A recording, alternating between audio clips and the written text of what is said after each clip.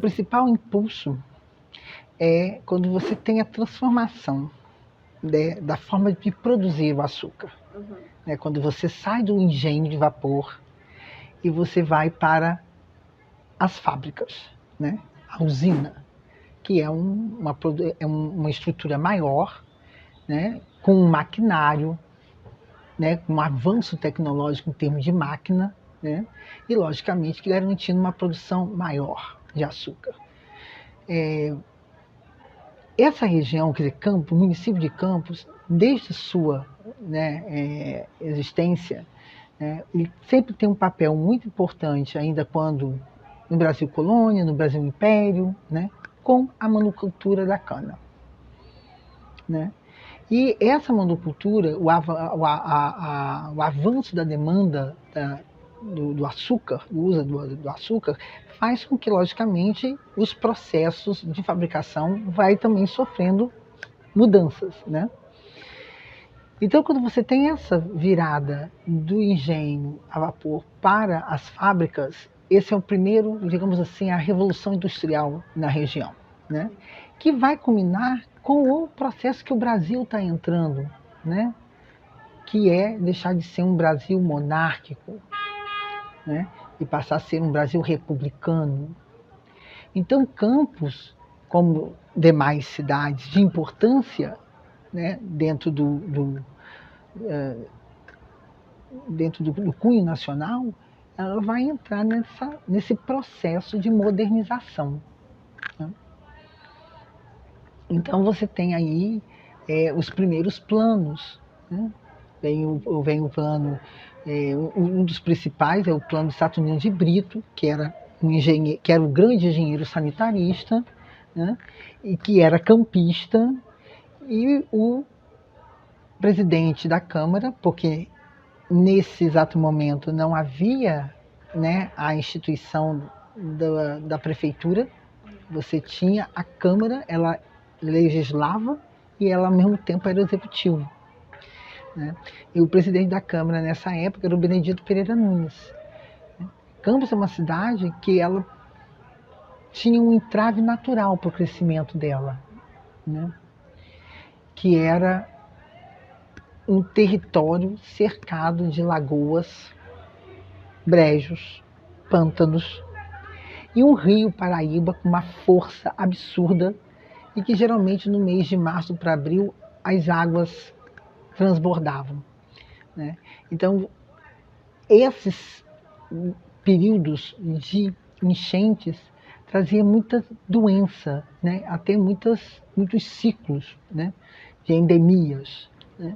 Então, e a cidade precisava crescer por causa da demanda, né, das pessoas, dos estrangeiros que chegavam aqui para trabalhar nas usinas, as fundições.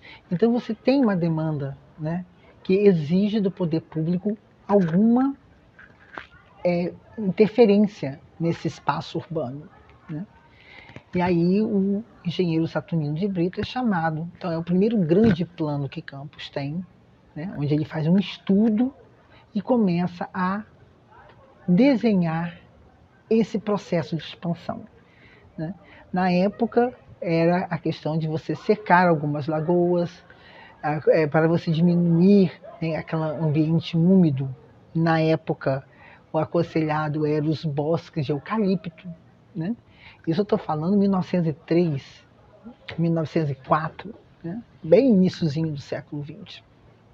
Então, esse é o primeiro momento importante, né, que Campos é estudada e é pensada. Só que este plano não foi colocado em prática de imediato. Né? Ele começa a ser colocado em prática lá para o lado de 1915, 1914, 15 ou 16, por aí. Né? E não é todo o plano. Né? Fizeram as primeiras benfeitorias ali na área, né, na área central. Quando eu falo centro, é o monocentro, é o centrão antigo, né, onde você tem a igreja matriz, onde você tinha a casa de câmara, né, onde você tinha a cadeia, que hoje é onde está o Banco do Brasil, a Casa de Câmara é onde hoje é o museu, né? Então, e o comércio que existia e as moradias que existiam nesse entorno. Então, era o centro, né? Ali funcionava a parte financeira, ali funcionava a parte religiosa, ali funcionava o poder executivo e legislativo e o judiciário, né? Então, é esse entorno, ali é Alberto Torres, em direção à Faculdade de Medicina, né? Onde a Lagoa do Furtado ela foi totalmente comprimida, né? Por isso que ali, quando chove, né, na descida da Ponte Rosinha, fica aquilo tudo inundado. Ali é a parte mais funda da extinta Lagoa do Furtado. Então, por mais que o homem interfere no espaço, mas a natureza mostra a presença dela ali. Então, esse plano ele é executado, né, nessa área central. E quando ele começa a ser executado nessa área central, você começa a ver, né, o processo de expulsão, né, das classes populares, né? Porque esse projeto do Brasil moderno, ele era um projeto que falava não só de uma melhoria das cidades, né? Você tinha que apagar o atraso. E todo o colonial, desde a edificação até as práticas culturais, né, era o atraso. Esse negócio tinha que ser Brasil moderno, civilizado, higienizado, saneado, principalmente um saneamento social, né? E aí nasce, né, em várias cidades brasileiras, mas eu estou falando aqui no caso de Campos, né, nasce o processo que mais um pouquinho na frente vamos chamar de segregação socioespacial, né? Porque você começa a dizer a quem pertence aquele espaço embelezado, bonito, né? A quem pertence aquilo? Quem deve permanecer nesse espaço? Né? São aqueles que têm condição de pagar as benfeitorias. Né? Então, toda aquela população, né, pobre, urbana, elas vão sendo empurradas. Né? Então você tem a proibição da prática da capoeira, você tem o carnaval, não tem mais os cordões, né? Não tem mais são os cursos, então há toda uma europeização, né? No se vestir, no comportamento social, no lazer, né? E o pobre urbano, ele circula nessa área mediante a sua função. Se ele é engraxate, se ele é entregador de pão, se ele é sapateiro, né? E eles têm todo um horário de estar por ali e não estar mais por ali, né? Então é uma coisa muito assim, bem, bem marcada, né? E quando eu estudei isso no mestrado, né, eu mostro os discursos que eram feitos por médicos, né, a respeito dessa higienização social. Né. Depois disso, né, Campos, a economia açucareira, ela só cresce, ela só se torna cada vez mais importante. Então, em 1944, né, o escritório Coimbra Bueno, né, vem a Campos a pedido do médico Salobran para rever, né, o plano saturnino, o tinha feito para embelezar mais a cidade, botar a cidade mais dentro de um crescimento mais ordenado. É nesse plano de 44 que você vê, né, a criação da Arthur Bernardes, que é essa avenida que passa aqui, onde tem mais você, onde tem o hospital agora Home Care, né?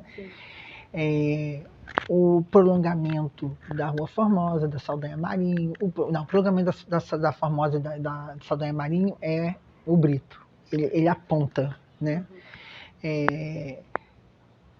E essa questão da Arthur Bernardes era um grande anel que o plano de 44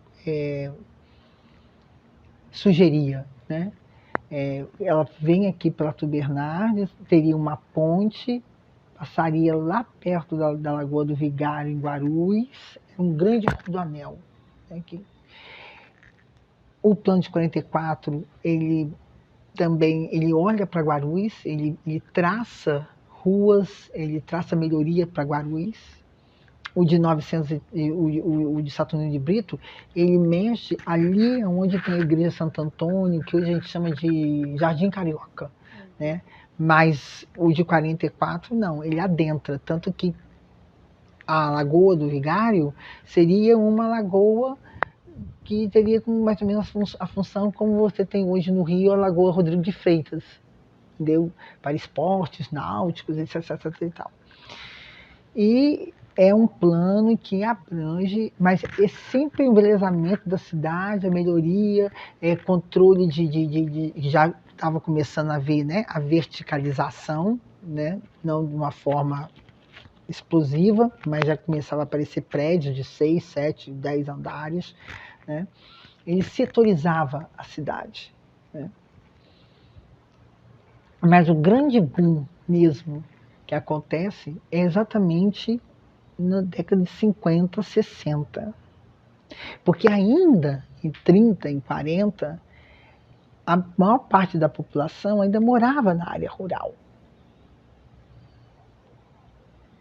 Quando começa a ter as crises, né, no mundo açucareiro de Campos, que é mais ou menos 50, 60, né, começa um processo de êxito, né? E aí você vê já finalzinho de 40, mas principalmente nos primeiros anos de 50, o surgimento das primeiras favelas, né? O Brasil entra num processo de industrialização com o governo de Kubitschek, né? Inicia com Vargas, mas o grande boom é com o governo de Kubitschek. Então, esse fenômeno de êxodo rural acontece em várias cidades brasileiras, né? E aqui em Campos você tem esse problema causado já por algum problema de crise na produção açucareira daqui, né? E aí vem o período da ditadura militar, né? Uma oscilação nesse mundo açucareiro daqui. Quando chega em 74, né, são as primeiras notícias sobre o petróleo. Só que a primeira extração inicia finalzinho da década de 70 para início da década de 80.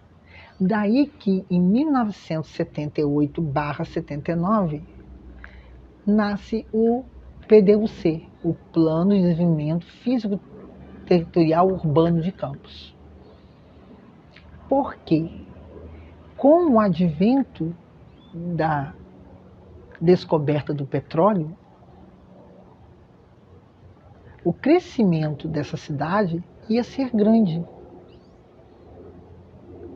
E ela já estava começando, né, a se arrumar para receber esse crescimento. Porque começou a Petrobras ver se ela se instalava aqui, se ela se instalava em Macaé, e aí começa, que é um fenômeno que iniciou nesse período e vem até hoje em Campos, que é a especulação. Aí o mundo, né, imaginário começa a trabalhar, né, em cima de um advento, né? Então veio o caso do petróleo. Então começa a pensar, não, a cidade, a Petrobras pode vir para cá, como é que a gente vai crescer, a cidade não está preparada para isso. E o plano de 79, o PDUC, ele é importantíssimo, porque é ele que vai dar as leis de zoneamento da cidade. Até o exato momento, isso não tinha. Perímetro urbano, uso e ocupação do solo, código de obras, né? É com ele que vem essa grande transformação e que, logicamente, contribuiu muito para a configuração que a cidade tem hoje.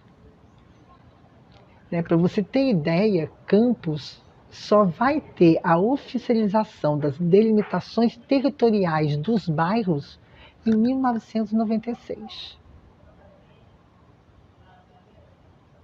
Então, por isso que você tem um centro elástico. Era muito comum você mora onde? Você está morando ali atrás do liceu, você está morando perto da estação. Ah, eu moro no centro. O que a gente entende como centro, aquilo ali não é mais centro. Aquilo está ao redor, mas não é mais centro. A centralidade está aqui, onde você tem, né, o centro mesmo, com bancos, na época, né, as igrejas, a Câmara. Então, é aquele quadrado. Né? Os outros são bairros que vão se aproximar, né, que estão ao redor desse centro, mas não é o centro. Né?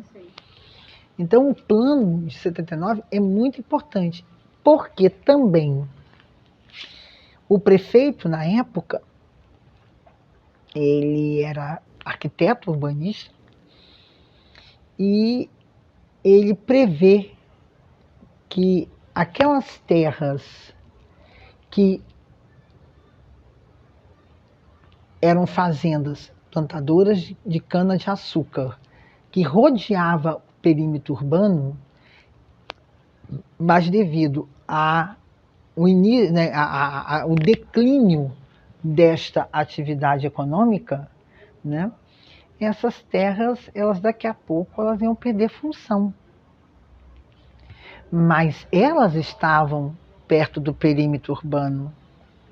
Então, dependendo do crescimento da cidade, eram terras que deveriam ter valores altos no futuro bem próximo. Então, ele cria a zona de proteção integrada, que é a forma como ele tem para proteger essas terras para o mercado de especulação. E é onde hoje você tem esses condomínios ali perto do McDonald's, né? Atrás do McDonald's, ali perto da Estação Saúde tem vários pequenos, né, condomínios, onde está o Açaí, onde está o Fit Vivai. Então aquilo ali tudo virou uma zona de proteção integrada. Né? Nessa época, em 77, 75, era muito comum você ter a cidade ela se espraiando e tendo como barreira fazendas de cana-de-açúcar. Né? Por exemplo, aqui onde nós estamos, eram grandes fazendas que tinham aqui, onde está a UENF hoje. Né? De quê? De cana. Ali onde é o VC, onde é o condomínio Privilégio, era cana, tudo isso era cana. A última coisa que tinha, eu lembro que era o caminho que eu fazia para as praias de Altafona, de Gruçaí, né, era o horto. E a escola, e a FATEC, Marcelo Martins, né, era os edifícios, o resto era cana. Né? Aí a primeira derrubada que teve na década de 70, né, com o BNH, com o conjunto da Domus Ortiz, e aí a cidade, era muito comum você andar, o Flamboyant também era outra fazenda. Né? Então era muito comum você andar pela cidade e de repente você deparar com fazenda de cana. Então você vê que, né, essas políticas, elas nascem para atender uma demanda, né, de crescimento populacional devido a um grande empreendimento que ia gerar um número muito grande de emprego. Então viria gente de tudo quanto é parte do país. E a cidade tinha que estar pronta para ela ia ter um impacto, mas que esse impacto não fosse tão desastroso, né? E aí você vê que perante onde vai ficar instalado este grande empreendimento, você olhando para o plano diretor de 2028, né, um dos eixos de expansão é exatamente a Baixada, né? Eixo esse que é traçado não em 2008, ele já tinha em 91, que é um plano bem pequenininho e que já fala, né, da importância de você crescer a cidade em direção à Praia do Açu, né? Em 79, você tem, né, as limitações já mostrando em direção à Vitória, em direção ao Rio, né? Mas não em direção à Baixada, né? Em 91 não, mostra, corta a cidade em norte, leste, oeste, né? E aí você vê os eixos, e que 2008, né, devido, né, os acontecimentos, o poder público investe de uma forma pesada neste eixo em direção à Baixada, em direção ao Farol, porque aí ele atenderia vários propósitos ao mesmo tempo, né?